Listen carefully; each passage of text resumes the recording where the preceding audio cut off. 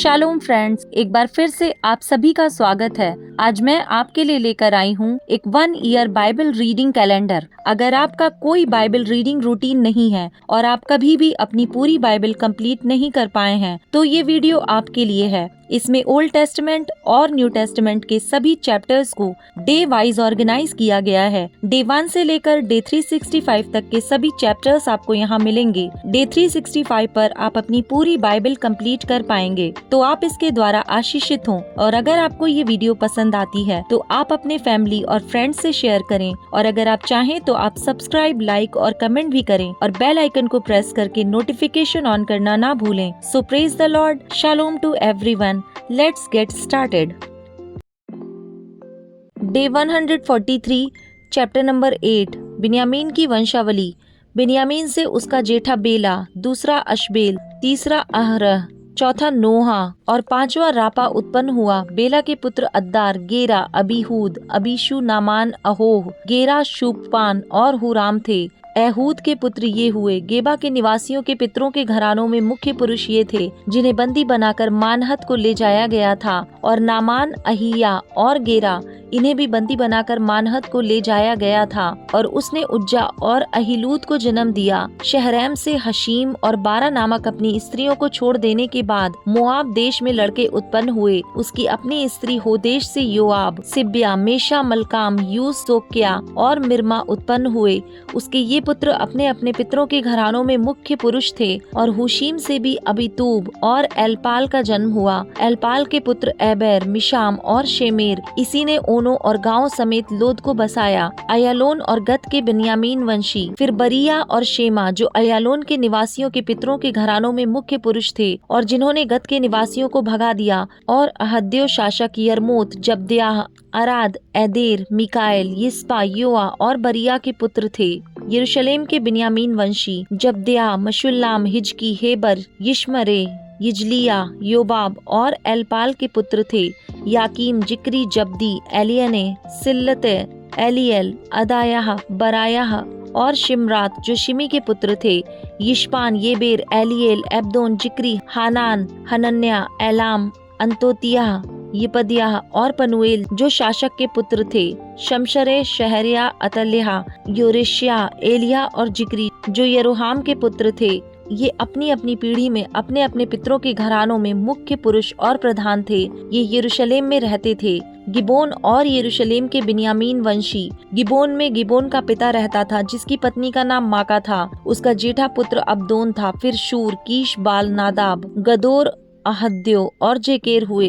मिकोत से शिमा उत्पन्न हुआ, और ये भी अपने भाइयों के सामने यरूशलेम में रहते थे, अपने भाइयों ही के साथ। राजा शाऊल की वंशावली। नेर से कीश उत्पन्न हुआ, कीश से शाऊल और शाऊल से योनातान, मलकीश, अबीनादाब और एशबाल उत्पन्न हुआ। और योनातान का पुत्र मरीबबाल हुआ, और मरीबबाल से मीका उत्पन्न हुआ। मीका के पुत्र पीतोन, मेलेक, तारे और आहाज। आहाज से यहोअद्दा उत्पन्न हुआ, और यहोअद्दा से आलेमेत, अजमावेत और जिमरी से मोसा। मोसा से बिना उत्पन्न हुआ, और इसका पुत्र रापा हुआ। रापा का एलासा, और एलासा का पुत्र आसेल हुआ। आसेल के 6 पुत्र हुए, जिनके नाम ये थे, अर्थात अजरिकाम, बोकरू, यिश्माएल, शारियाह, ओबदियाह और हानान। ये सब आसेल के पुत्र थे। उसके भाई एशेक के ये पुत्र हुए, अर्थात उसका जेठा उलाम, दूसरा यूशा, तीसरा एलीपेलेत। उलाम के पुत्र शूरवीर और धनुर्धारी हुए, और उनके बहुत बेटे पोते अर्थात 150 हुए। ये सब बिन्यामीन के वंश के थे। चैप्टर नंबर 9, बंधुआई से लौटने वाले लोग।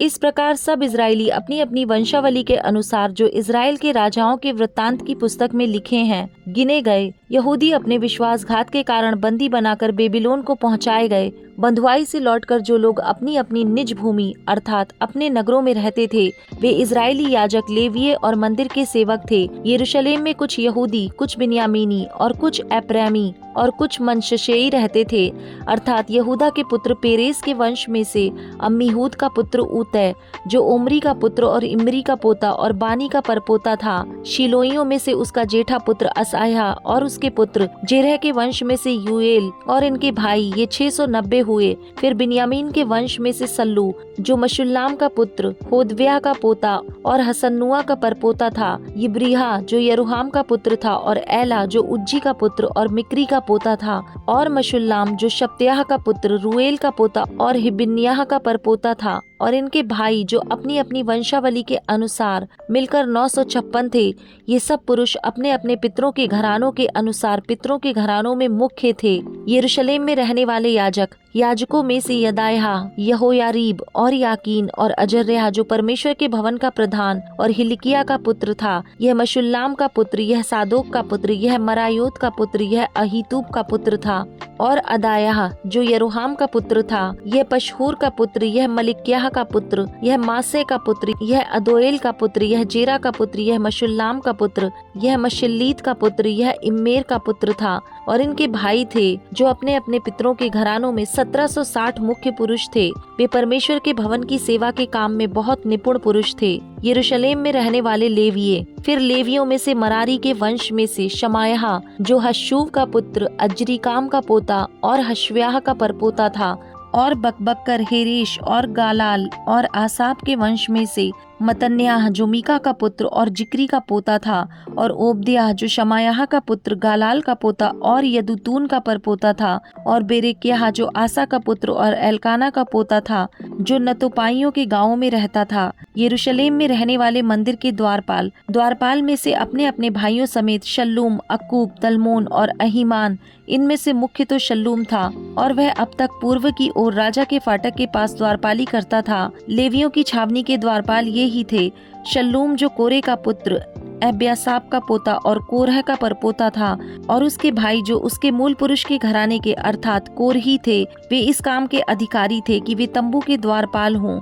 उनके पुरखा तो यहोवा की छावनी के अधिकारी और प्रवेश द्वार के रखवाले थे। प्राचीन काल में एलियाजर का पुत्र पीनहास जिसके संग यहोवा रहता था, वह उनका प्रधान था। मेशेलेम्याह का पुत्र जकर्याह मिलाप वाले तंबू का द्वारपाल था। ये सब जो द्वारपाल होने को चुने गए वे 212 थे।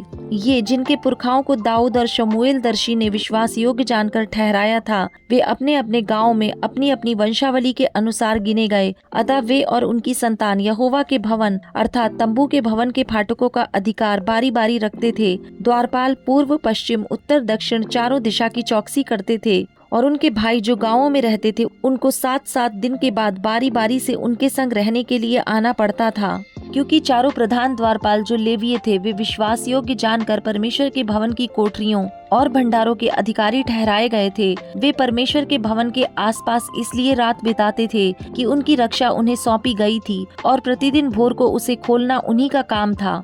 अन्य लेवीय, उनमें से कुछ उपासना के पात्रों के अधिकारी थे, क्योंकि ये पात्र गिनकर भीतर पहुंचाए और गिनकर बाहर निकाले भी जाते थे। उनमें से कुछ सामान के और पवित्र स्थान के पात्रों के और मैदे, दाखमधु, तेल, लोबान और सुगंध द्रव्यों के अधिकारी ठहराए गए थे। याजकों के पुत्रों में से कुछ सुगंध द्रव्यों के मिश्रण तैयार करने का काम करते थे। मतीहा नामक एक लेवीय जो कोरही शल्लूम का जेठा था, उसे विश्वास योग्य जानकर तवों पर बनाई हुई वस्तुओं का अधिकारी नियुक्त किया गया था। उसके भाइयों अर्थात कहातियों में से कुछ तो भेंट वाली रोटी के अधिकारी थे कि हर एक विश्राम दिन को उसे तैयार किया करें। ये गवैये थे जो लेवीय पितरों के घरानों में मुख्य थे और मंदिर के कमरों में रहते और अन्य सेवा के काम से मुक्त थे, क्योंकि वे रात दिन अपने काम में लगे रहते थे। ये ही अपनी अपनी पीढ़ी में लेवियों के पितरों के घरानों में मुख्य पुरुष थे। ये यरूशलेम में रहते थे। राजा शाऊल की वंशावली। गिबोन में गिबोन का पिता यीएल रहता था, जिसकी पत्नी का नाम माका था। उसका जेठा पुत्र अब्दोन हुआ।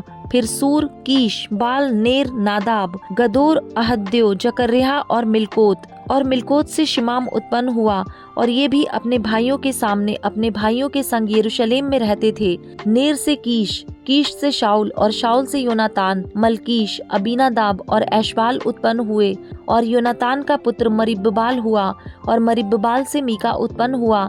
मीका के पुत्र पीतोन, मेलेक, तन्है और आहाज से यारा, और यारा से आलेमेत, अजमावेत और जिमरी से मूसा, और मूसा से बिना उत्पन्न हुआ, और बिना का पुत्र रपाया हुआ, रपायाह का ऐसाला, और ऐसाला का पुत्र आसेल हुआ। आसेल के 6 पुत्र हुए, जिनके ये नाम थे, अर्थात अजरिकाम, बोकरू, इश्माइल, शरायाह, ओबद्याह और हनान। आसेल के ये ही पुत्र हुए।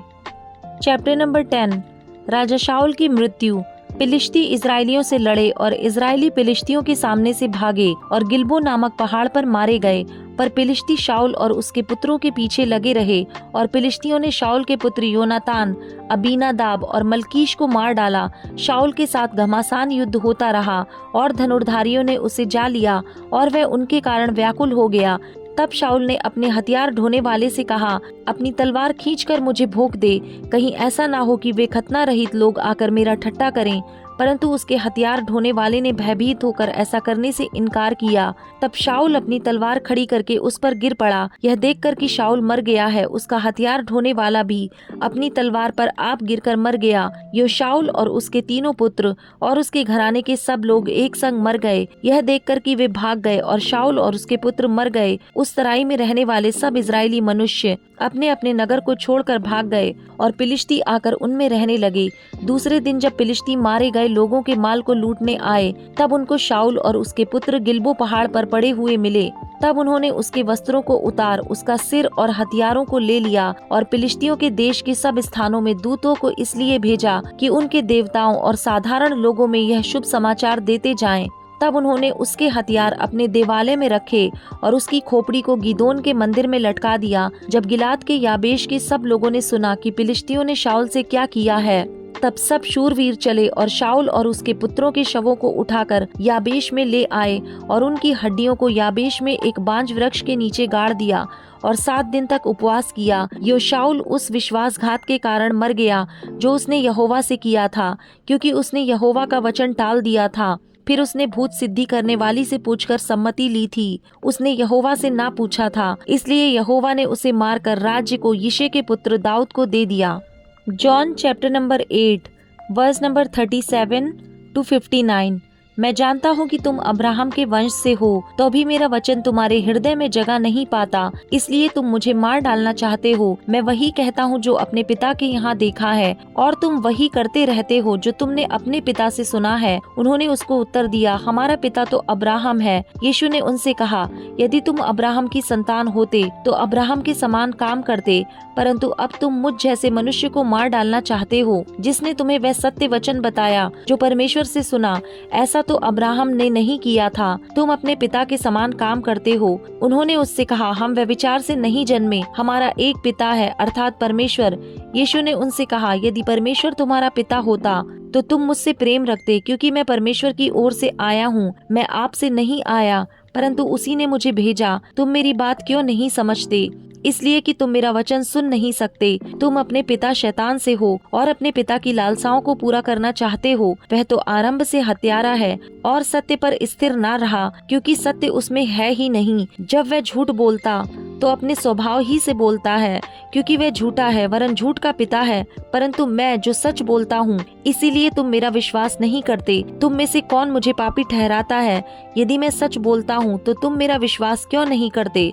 जो परमेश्वर से होता है वह परमेश्वर की बातें सुनता है, और तुम इसलिए नहीं सुनते कि परमेश्वर की ओर से नहीं हो। यीशु और अब्राहम।